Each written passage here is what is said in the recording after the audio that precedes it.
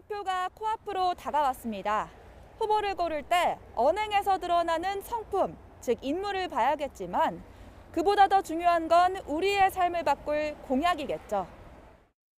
아무래도 후보들의 선거 공약들에서 보게 된 것 같습니다. 저는 청년 정책에 관한 가장 적절한 후보를 고를 것 같습니다. 일단 실질적으로 제가 받는 혜택에 관한 이야기라서. 그렇다면 이번 대선 누가 어떤 공약을 내놨는지 유권자들은 얼마나 잘 알고 있을까요? YTN이 한국정당학회와 함께 전국 성인 남녀 1,005명을 대상으로 공약 이해도 등을 조사했습니다. 먼저 각 후보의 정책을 제시하고 어느 후보 것인지 물었습니다. 점수는 100점 만점에 평균 29.75점, 사실상 낙제점입니다. 특히 인물보다 공약을 더 많이 본다는 공약 최우선 그룹의 경우 오히려 점수가 평균보다 낮았습니다. 선호하는 공약과 지지하는 후보가 엇갈리는 경우도 있습니다.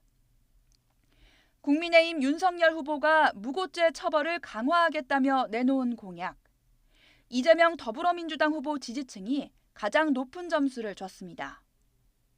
윤 후보의 또 다른 공약인 북한 인권재단 설립. 오히려 윤 후보 지지자들은 낮은 점수를 줬습니다. 정책이 중요하다면서 정작 누구의 공약인지는 모르는 모순된 상황이 벌어지고 있는 겁니다. 그 이유는 뭘까요? 유권자 측면에서 분석하자면 여전히 인물론을 벗어나지 못했다고 할 수 있습니다. 마음으로는 이미 찍을 사람을 정해놓고 머리로만 정책이 중요하다고 생각하는 셈입니다. 자신들이 지지하는 정당이나 후보를 통해서 보게 되거든요. 내 지지하는 후보를 중심으로 본다든지 이러다 보면 아무래도 공약에 대한 디테일한 이해는 좀 부족할 수 있고 후보별 공약을 알리고 검증해야 할 언론이 제 역할을 못한 탓도 큽니다. 근본 원인은 후보들이 득표 전략에만 골몰해 차별화된 정책을 내놓지 못했기 때문입니다. 지난 1월 이재명 후보가 발표한 6회공 해병대 4군 체제 통합 정책. 한 달 뒤 윤 후보가 같은 공약을 냈는데 두 후보 지지층이 비슷한 점수를 줬습니다.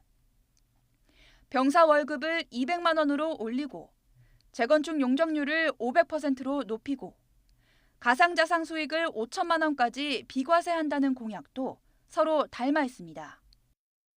이번 대선은 유독 그 정책이나 공약의 수렴이 되게 두드러지는 그 선거거든요. 그렇잖아요. 아무래도 진영 대립이 좀 고조돼 있다 보니까 주요 정당들이 중도 쪽으로 많이 몰리고 있는 것 같아요. 그러니까 공약의 차별화가 적다 보니까 아무래도 좀 헷갈린다. 이념과 가치관에 의해 진영이 나뉘는 건 민주사회에서 자연스러운 일입니다.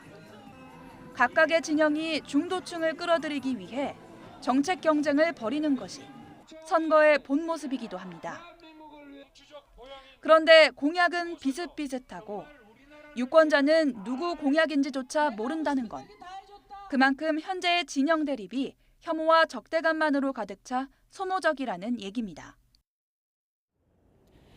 결국 최악의 비호감 선거라는 오명에서 벗어나 민주주의를 구하는 건 유권자입니다. 선거의 주인공인 유권자들이 더 늦기 전에 편견 없이 각 후보의 공약들을 꼼꼼하게 따져봐야 합니다. YTN 신지원입니다.